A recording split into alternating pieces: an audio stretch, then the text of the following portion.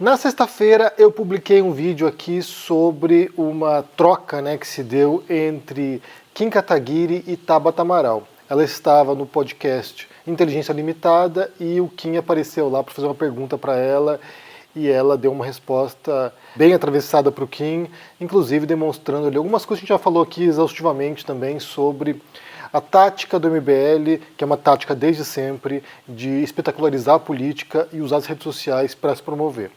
O que aconteceu foi o seguinte, eu tinha, só aqui para explicar o contexto da publicação dos vídeos aqui, eu tinha gravado esse vídeo na quinta-feira, só que nesse dia estava tendo um problema no YouTube e o YouTube não estava processando os vídeos, então eu subi o vídeo na quinta-feira e ficou durante horas processando o vídeo aqui, até um ponto que eu decidi publicar na sexta de manhã.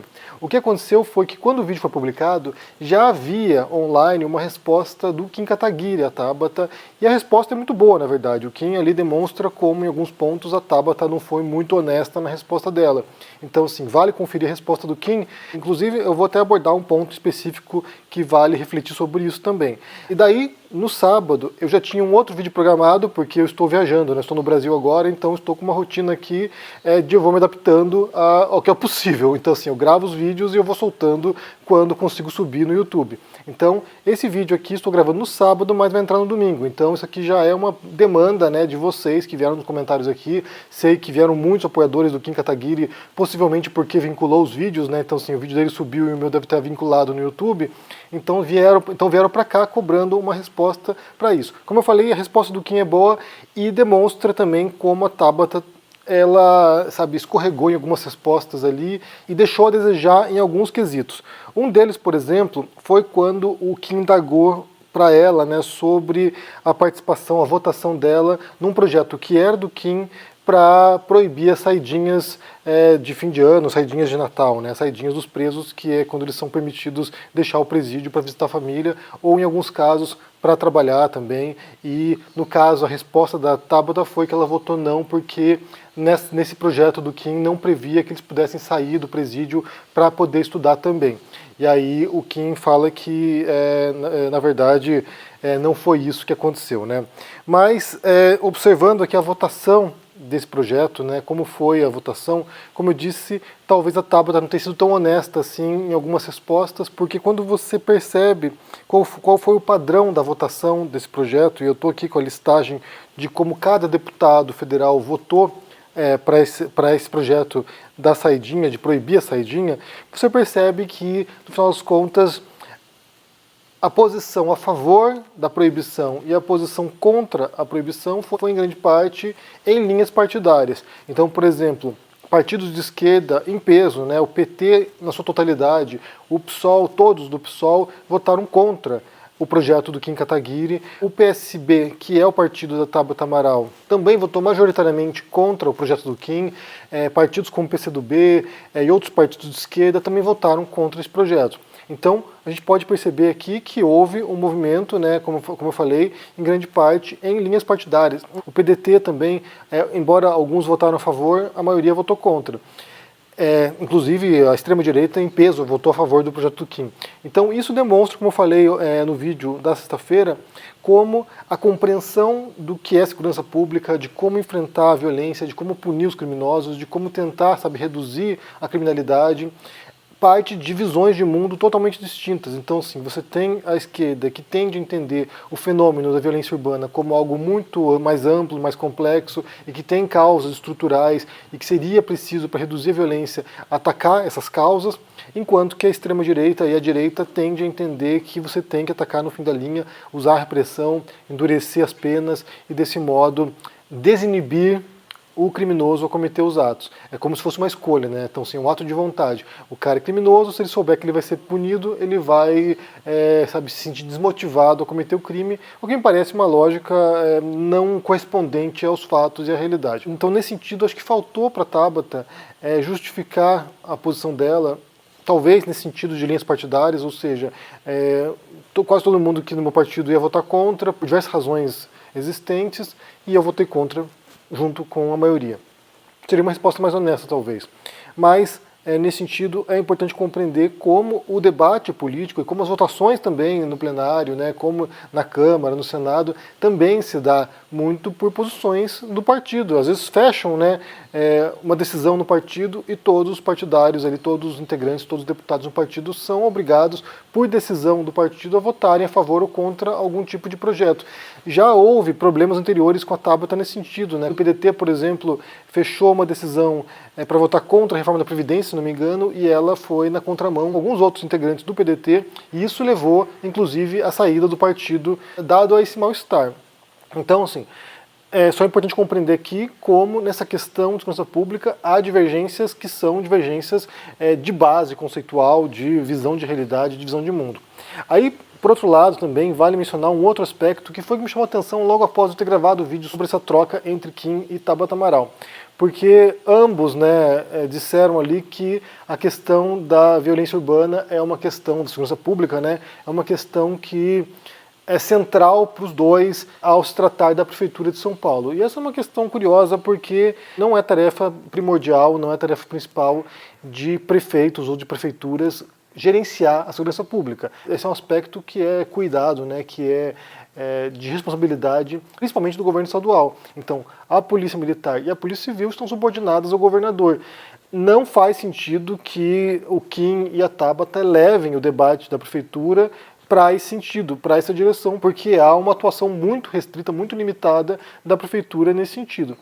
É claro que a questão da segurança pública é uma questão que aflige os brasileiros, assim, qualquer um que está no Brasil. Eu que estou no Brasil agora sinto essa questão como se fosse emergencial, mas também é importante compreender aqui as atribuições, quem é responsável por lidar com isso, né? Então, em grande parte, é atribuição do governo estadual e, em parte, do governo federal com a Polícia Federal.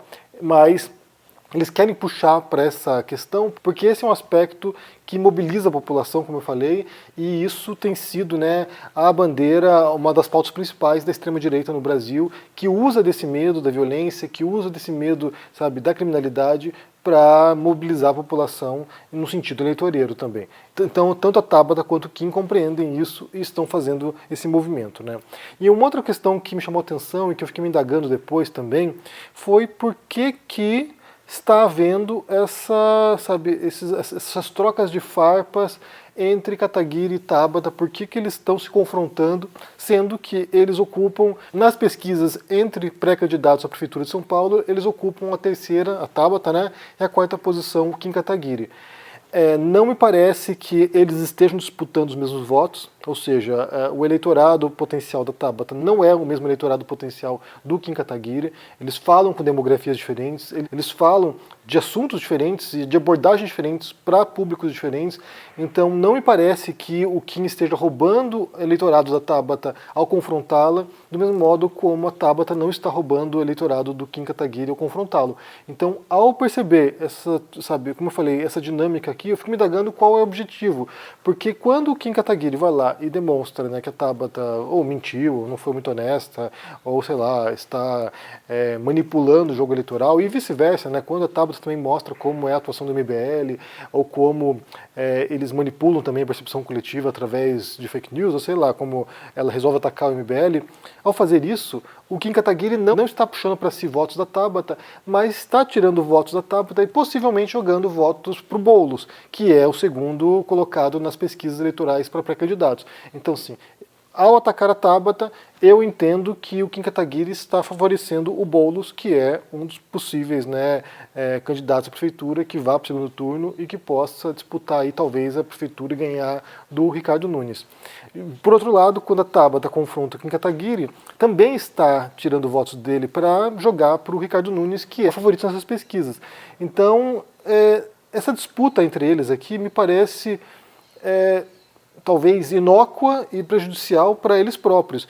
Nesse sentido, eu imagino que se eles têm pretensões reais, né, de chegar à prefeitura, que a Tabata deveria confrontar ou deveria demonstrar ali talvez a incapacidade de ser prefeito do Boulos, porque daí sim ela poderia tirar alguns votos do Boulos para ela e ganhar um percentual eleitoral a partir disso, ou seja, o confronto dela deveria ser com base em ideias de centro-esquerda ou centro.